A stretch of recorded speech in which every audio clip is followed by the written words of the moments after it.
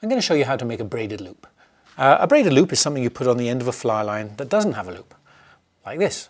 Most fly lines these days has a loop on the end. They have a welded loop tucked back there, very nice and neat, but sometimes you cut them off because they're damaged or they break off, or you buy a line that doesn't have a loop and you want a loop. So on the end of this you could put a butt section, or you can put on a braided loop.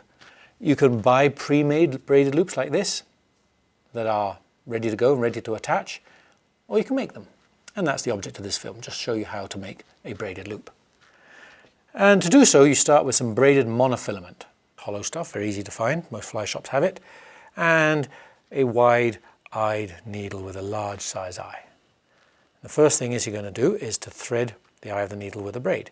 Don't cut these frayed pieces off. These frayed pieces are actually a benefit to you because they are loose, and it means you can squish them into a kind of a more manageable end. Squish them so they're elongated and align them up with the eye of the needle and kind of just push them in. And you'll find that some of them will go through. Once you've got some through, you basically kind of manhandle and wrestle the rest of them through. Basically what you're trying to do is thread the eye of the needle. Here they come. The bigger the eye of the needle, the easier this is, of course, but if it's too big an eye of needle, you're going to have problems later on. So finding the right size needle is important. Once you've got the end thread like that, now you fold the needle back down along the braid and insert the point of the needle into the braid and fold it, and you're going to slide the needle through the center of the braid, kind of not out the other side but just through the center.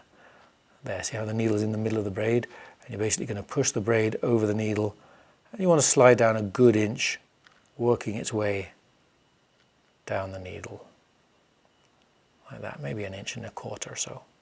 Then the needle comes out, and now we're going to come up to this end and slide everything off the eye of the needle at this end.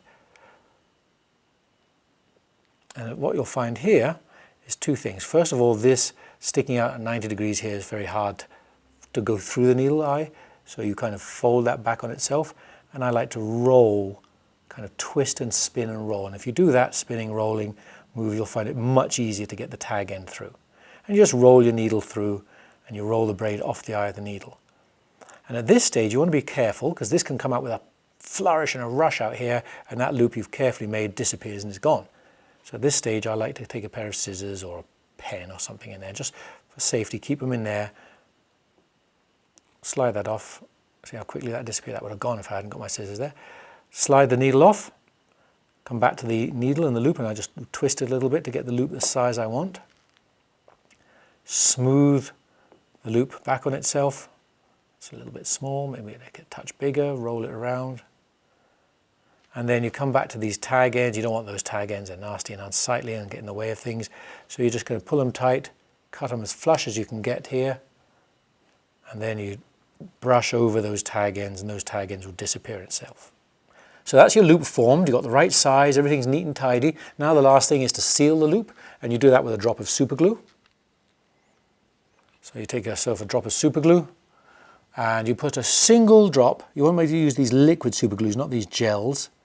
So a single drop like that, that capillary action just sucks that into the braid. I stick it roughly in the middle of where I've made my folded over loop. That's going to take 10, 12, 15 seconds to dry. And whilst that's drying, I want to find where the doubled end stops, which is here. And I want to come back about 2 inches from where that doubled end is. 2, 3 inches, more is better, it doesn't matter because you can always chop it back, 2.5, 3 inches. You chop that off, and that is your own homemade braided loop. That's how you do it. Rio. Make the connection.